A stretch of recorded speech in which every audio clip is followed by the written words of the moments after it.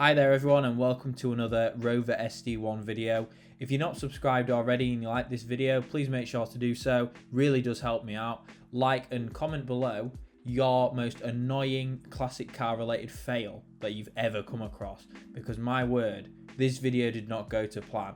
So essentially the plans for this video were to sort of baseline the carbs, which you can see me doing, sort of setting the jets and everything up, and then to put them back on and tune the carbs. So we didn't manage to do that because of an issue that I'll explain later on in the video. So there will be chapters, so you can skip to that, but for now let's focus on what's happening and the jobs at hand. So let's get to it.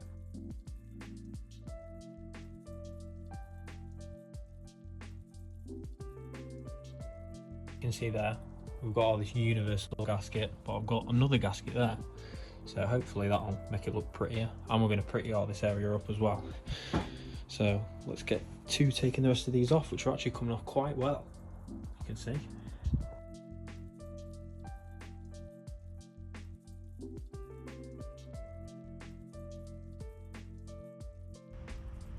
Taking the bolts out of the rocker cover on this car was actually remarkably easy compared to the struggle it's been to get all the other stuff off this car. Of course, the universal gasket didn't help when it came to actually prizing the thing off. A few gentle taps either side and it came right off. For me, it was sort of like lifting the lid off a tomb. It was really quite the experience to finally get this off.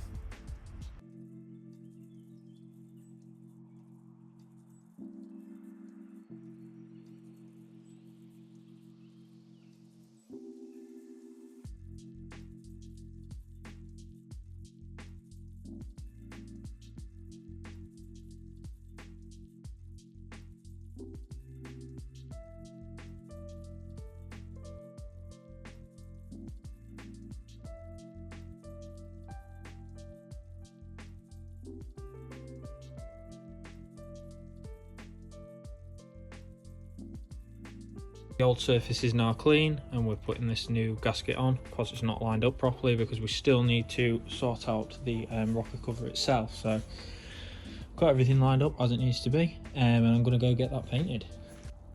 Hello everybody, not the bit I wanted to make of this video. So as you can see there at the start, we were sorting the carbs out and cleaning them up and everything, but the one of the screws is actually, you know, sheared off on one end with a bit where you adjust the jet, which really annoys me because now you can't do anything with that. So gonna obviously have to either get that machined out or get that carb replaced. If anyone has any, let me know.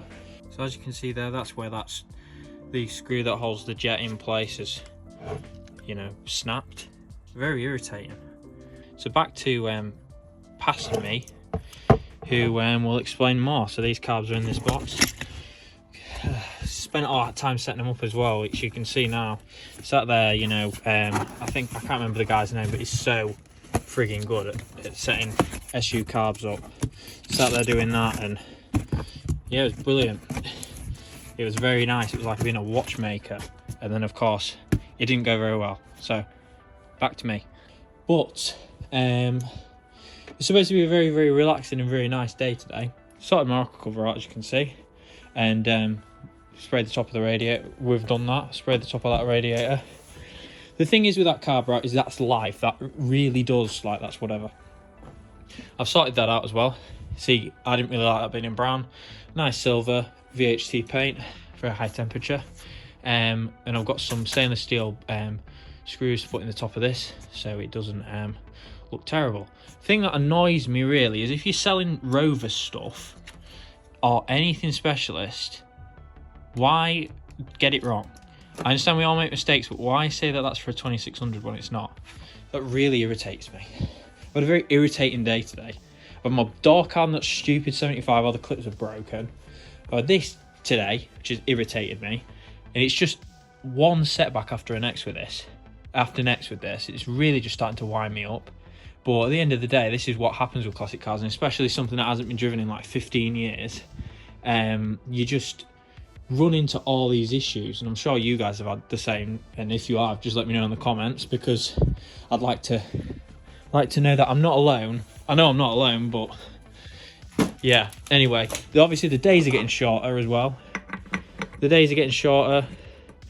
You know, you got the winter, you got the cold, you got all that stuff. But we've still made a lot of progress. We've taken this thing from a non-running, disgustingly, you know, the interior wasn't too bad actually when I got it handed to me, so not too bad actually. The interior, but now the interior wasn't too bad. I think we had a bit of a mouse problem at one point, but that's now sorted. But non-running car that doesn't drive, doesn't do anything like that, and we've got it to this point that it's at now, which is absolutely amazing. But it just seems to be one thing after the other. I'm kind of tempted to buy a full setup of those with the baseline already set, and then we'll adjust them ourselves, which might work, might make our lives a bit easier. So if anyone has any of them for sale, let me know, and I'll sort that out. Probably after mid-December or something like that, I'll definitely buy them. The main thing that's just kind of annoying me, you know, is it's just one thing after another. I know this is just going to be a video of me moaning, and it's going to be a very short video as well. I planned on filming this and then filming the Rover 75 video. Now I'm having to drive around with a door card that's not on, which is irritating me. It's got its MOT tomorrow, so I've got to get that sorted before then. But for me, really, it feels to me like the winter is really taking a toll on the progress on this. And on a lot of them, really, because if you think about it, I can't really do much with them. It kind of peeing me off for content, obviously, and peeing me off because I like these cars. Look at that interior, it's kept very well. Very, very well. I'm just a bit irritated about that rocker cover, though. That thing there, it really annoys me. I hate it when you buy something and it's wrong. I understand people make mistakes, obviously, that's just life. And apologies for it being such a negative video. I just expected we'd get a little bit more done today, but of course life wasn't in our favour. We also got another fuel filter. It arrives cracked. Very nice. Another idiotic thing. I ordered 2 other things that said they would come faster, but they didn't, which is really annoying. But at the end of the day, right, you've got to look on the positive side. At least I've got one. At least there's one here. At least we've got one. At least we actually have a 2600S just chilling around. At least we have all these other cars. You know, I could have no car. I could have nothing. That would be sad. Or great. It depends if you're a minimalist or not. But at the end of the day, it is what it is. These things happen. Things break. Things go wrong. Things go right. And eventually it'll all come up good. So, again, sorry for the rant. Just felt like this is more or less the video this week for this car, because gosh damn, I'm so sick of issues.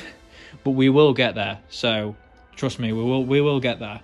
The end of the day, it is what it is. So that's about it, everybody. If you know where there's a setup of those HIF 44s, 44Es I think they are, or a setup for a 2600E with an auto choke, or you've got one with a manual choke conversion, that's really appreciated if anyone wants to sell me one. If anyone knows where you can get a sticker that actually fits, let me know, because that is really annoying. I'm all about the detail, and I've kind of fubbed the detail up. I need to go over this again.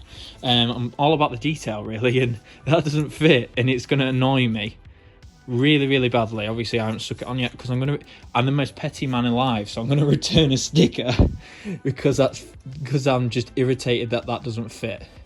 So, yeah, I mean, it is what it is. Next job's obviously what we intended to do today. We've got to sort the carbs out, sort the brakes out, take it for a blast, and then hopefully we'll be all right. Oh, also, another one of the reasons why it was running bad is it had a plastic bag that it sucked into the inlet for some bizarre reason. We found a plastic bag flopping about inside the one of the mechanisms, so that was it. That was really annoying. But after that, we obviously can't tell if that was the problem. I think the carbs, though, they did really need setting up, and they did need baselining and everything. So yeah, that's about it. So thanks for watching, everybody. Keep watching. Hopefully the next video is not so negative, because I'm sick of making negative videos on this car. So thank you for watching. Keep watching and subscribe.